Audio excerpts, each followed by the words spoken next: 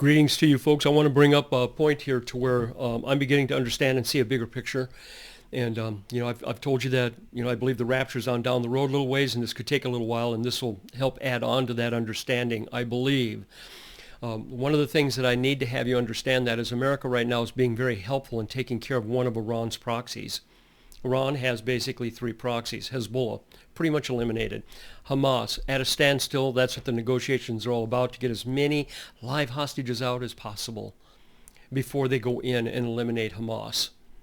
So Hamas is basically at a standstill. The negotiations for the ceasefire, hostage swap for prisoners, whatever you want to call it, is still ongoing. It has not gotten any traction. No one's really figured it out yet. A lot of talk, but no one's done anything. So that's why there was no video last week. Nothing's happened there. However, let's move on to what's happened in the last day.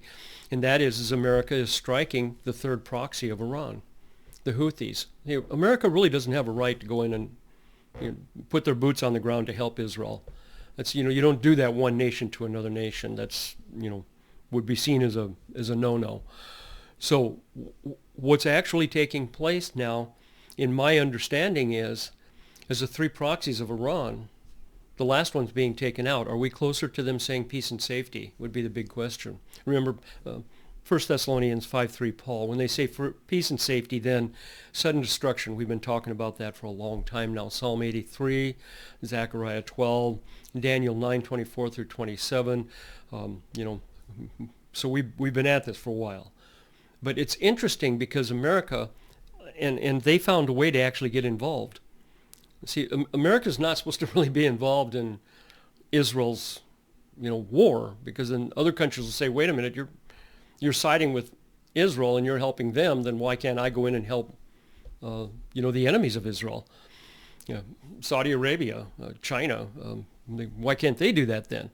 So America basically they can't really help Israel. They can give them all the stuff that they want, but Israel has to make up their mind how they're going to use it militarily.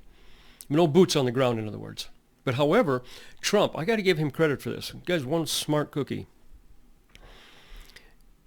What Houthis are threatening is Israel.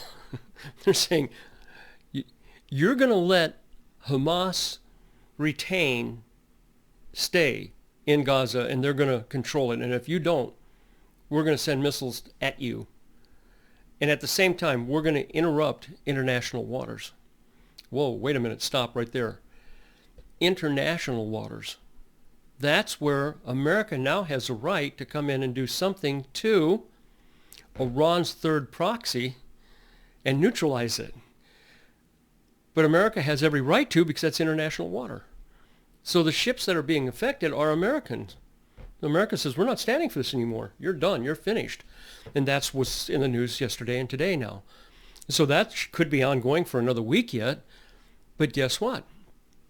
Strike one, strike two, strike three. Hezbollah, Hamas, Houthis. Iran now is going to have to do something. Really? Because, again, Trump, this guy's just amazing. What he's doing is amazing.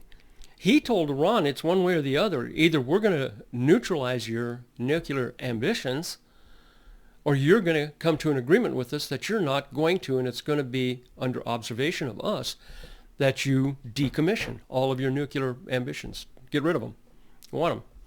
And Iran has already said, no, we ain't doing that. We're going to continue building them. We need a nuclear bomb. And they're getting real close. So America says, okay, it's one way or the other. Trump, just this last week. And either you come into an agreement with us to stop your nuclear ambitions, or we're going to stop you. Now here comes America getting rid of the third proxy of Iran. Iran now becomes the target. Iran says they're not going to stop. As a matter of fact, now that you've attacked part of one of our proxies, it says that Iran feels that they have the power now and the right to be able to strike Israel. Well, now guess what? Now Israel can partner up with, it's a double fold here, a double bang for Iran. Because Israel can partner up with America, America with Israel, and they can both get together and they can do whatever they want in Iran. Not eliminating Iran, just its nuclear ambitions. Be neutralized.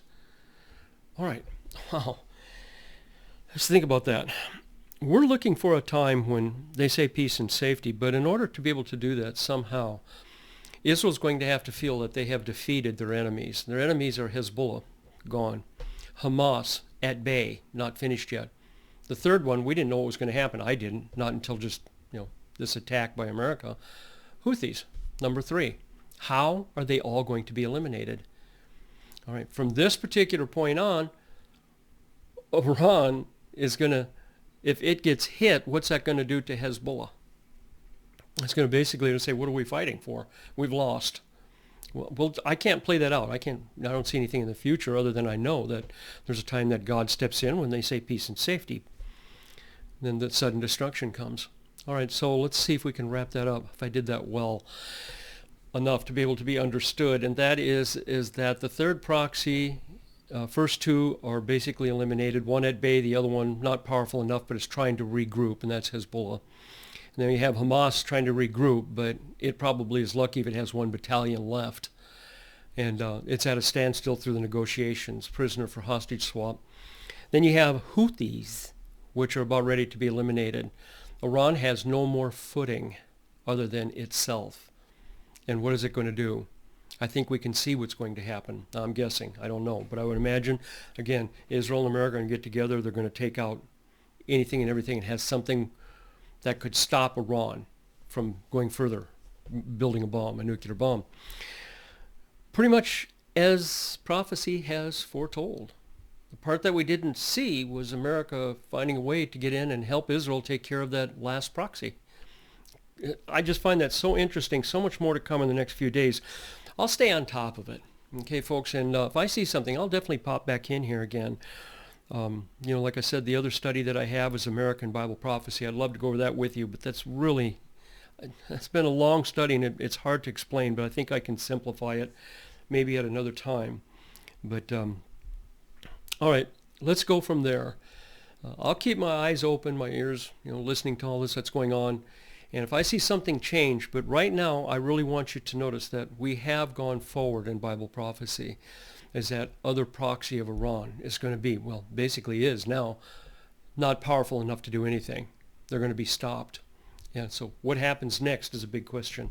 Let's go ahead and play this out day by day, and we'll see if I see something else happen. I'll definitely pop in here. But folks, that's some really most wonderful news as it's following Bible prophecy. Israel can get to a point to where this war with Iran, if it should happen, is pretty much going to be Hamas's no reason to go on any further. And that's what they're going to start saying, finally, peace and safety. And if they do, this is when God steps in and he eliminates all of those enemies that would prevent Israel from building a temple and sacrificing.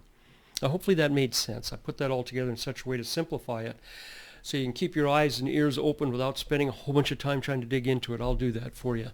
And I'll dig it out and bring it to you as I see it. Does that sound good? Folks, until next Sunday, or if something else should pop up, okay, thanks, and talk to you then.